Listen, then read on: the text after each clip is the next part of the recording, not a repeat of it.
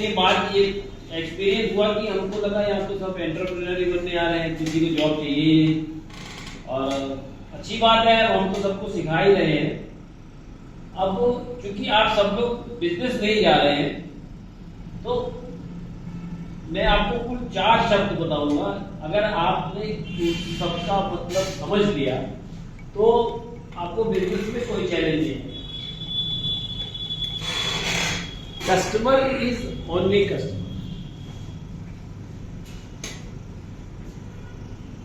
जब हम नया बिजनेस शुरू करते हैं तो हम चाहते हैं कि हम कस्टमर को सब कुछ दें, अच्छी सर्विस दें, अच्छा प्रोडक्ट दें, बहुत अच्छा उसको बिहेवियर दें।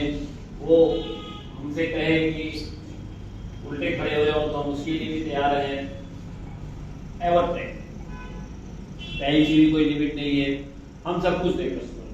तो ये एक, अब जब हम नया बिजनेस शुरू करते हैं तो ये इच्छा सबकी होती है कि हम ऐसा करें कि हमारा बिजनेस फटाफट तेजी से चले। और जब थोड़ा टाइम हो जाता है तो कहीं फिर से दिमाग में बात आने लगती है, अरे अब तो बहुत सेवा हो गई, अब तो मेवा खाने का टाइम आ गया।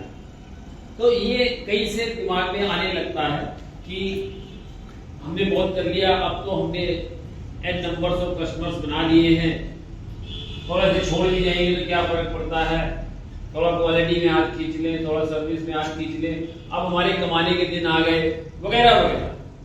कुछ भी ऐसा थॉट प्रोसेस दिमाग में आ सकता है।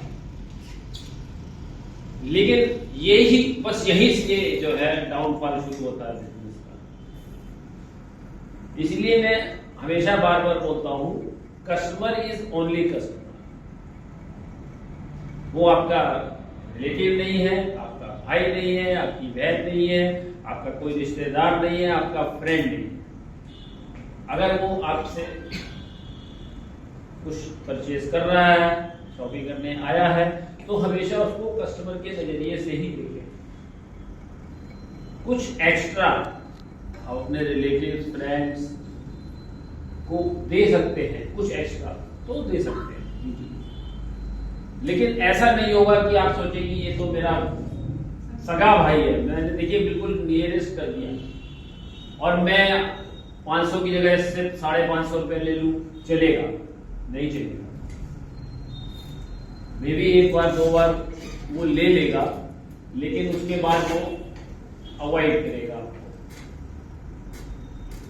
और अवॉइड करने के भी कई तरीके हैं, और सबसे आसान तरीका है आप में और आपके प्रोडक्ट में कमी निकालना। ये सबसे आसान तरीका। अरे आपसे केक ले गए थे, बिल्कुल ही बेकार निकला, हेलो। अब वहां पर जो है मैंने कहा ना, सबसे आसान तरीका है कि कमी निकाल देना आपके प्रोडक्ट में, आप में, कहीं में भी। दूसरे को आपसे ज्यादा अच्छा बताना, मतलब कहीं ना कहीं आपको किसी भी तरह से डाउन करना या किसी भी तरह से आपको ये दिखाना कि आप कहीं गलत हो। ये बड़ा आसान तरीके है, लेकिन मे बी दैट उसके पीछे रीजन ये हो कि आपका प्रोडक्ट अच्छा ना लगा हो, या महंगा लगा हो, या आपकी सर्विस अच्छी ना लगी हो। तो इसीलिए हमेशा ध्यान रखिएगा कि customer is only customer, beyond this कुछ नहीं। यहाँ पर एक कई बार ये मतलब दिमाग में ये थॉट प्रोसेस सबके आता है कि फला जगह तो चाय 100 रुपए की बिक रही है, और अगर हमने 20 रुपए ले लिए तो क्या होता है? आपके लिए 5 स्टार होटल में जाओगे, आपको चाय में भी 150 की मिले, 200 की मिले, 300 की मिले, 500 रुपए भी लग सकते हैं। और हो सकता है उससे बढ़िया चाय आपको कोई बाहर 10 रुपए 15 रुपए में मिल रही हो। ऐसा होता है। सेम पर्सन होता है, एक जगह 400 रुपए दे रहा है, दूसरी जगह 10 वाला अगर 12 मांगेगा तो उसको तुरंत रोक देगा, नहीं यार तुमने कल 10 दे दिया, 12 क्यों मांग रहे हो, और 400 रुपए वहां दे के आया है। तो हम कस्टमर पे कर रहे हैं एम्बियंस पे, पे करता है एम्बियंस की वैल्यू फॉर मनी उसके लिए चाहिए। उसके बाद उसके पास वो वैल्यू फॉर मनी क्या है कि वो 4 कोने बैठा हुआ चाय पी। ये हो सकती है कि 10 रुपए वाली चाय पी रहा है, वहां उसको टेस्ट चाहिए, ठीक है ना। 400 रुपए चाय की दे रहा है क्योंकि वो 5 स्टार में बैठा है, तो वहां उसके लिए वैल्यू फॉर मनी है 400 रुपए की, क्योंकि वो एक अच्छे एम्बियंस में बैठा है और उसको वहां पे उसके 400 रुपए की, तो वो चीज होती है। तो इसीलिए कभी हमारे दिमाग में भी आता है, अरे उनको 1000 रुपए ले रहा है इसी चीज के, हम तो 800 ले सकते हैं, हम तो 200 ले सकते हैं। तो एक्सेप्टेंस जब तक कस्टमर्स की नहीं होती, हर पर्टिकुलर प्लेस पर, हर जगह पर उसकी सोच अलग होती है। वो वही आदमी किसी जगह पर किसी चीज पे 1 रुपया खर्च करता है, दूसरी जगह 3 रुपये खर्च कर देता है। तो जैसे उसके दिमाग में ब्रांड इमेज, या जैसे कह सकते हैं कि उसके दिमाग में एक इमेज उस बिजनेस की होती है, उसी के अकॉर्डिंगली वो पेमेंट करने के लिए तैयार होगा।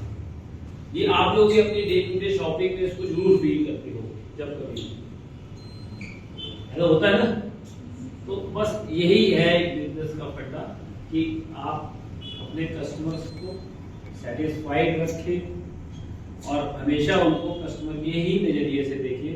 अदर्स देन आप अगर कुछ भी करेंगे तो कहीं ना कहीं वो आपको अवॉइड करेगा, सामने नहीं आ सकता तो पीछे से आपको कहीं ना कहीं डिमोटिवेट करेगा या कभी निकालेगा या आना बंद करेगा, मिलकर आपका बिजनेस लॉस हो सकता है, वहाँ पर आपको सही नहीं।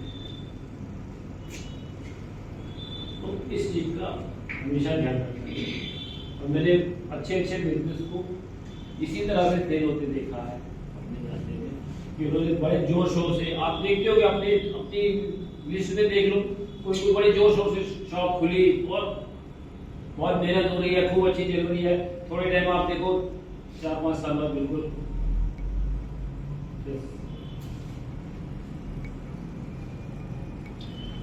कैटरिंग बिजनेस के साथ ये बहुत है।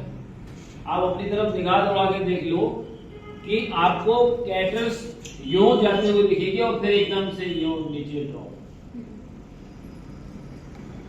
कैटरिंग बिजनेस में ये बहुत होता है। वहां पर भी वही होता है कि शुरुआत की बड़े जोर शोर से अच्छी क्वालिटी दे रहे हैं, फिर बियॉन्ड कैपेसिटी काम हो गया, 2 काम की कैपेसिटी है, 4 कर रहे हैं, 5 कर रहे हैं, 6 कर रहे हैं, फिर क्वालिटी गिरनी शुरू हो गई। फिर वहां पे हो गया कि अरे तो कस्टमर साल में एक, पता नहीं शादी जिंदगी में एक ही बार तो करेगा, जो मर्जी ले लो, जैसे मर्जी कर लो, फिर इस तरह का उनका थॉट प्रोसेस हो जाएगा। उसके बाद वो धीरे धीरे धीरे पता नहीं चलता डाउन होने लगता है।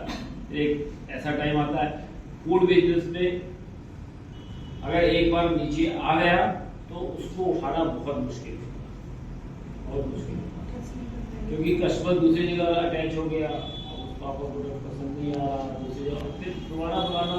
और देखो कोई फूड चॉइस ऐसी नहीं होती है कि बहुत कस्टमर उसके लिए ज्यादा मूव करता है, या जैसे ज्वेलरी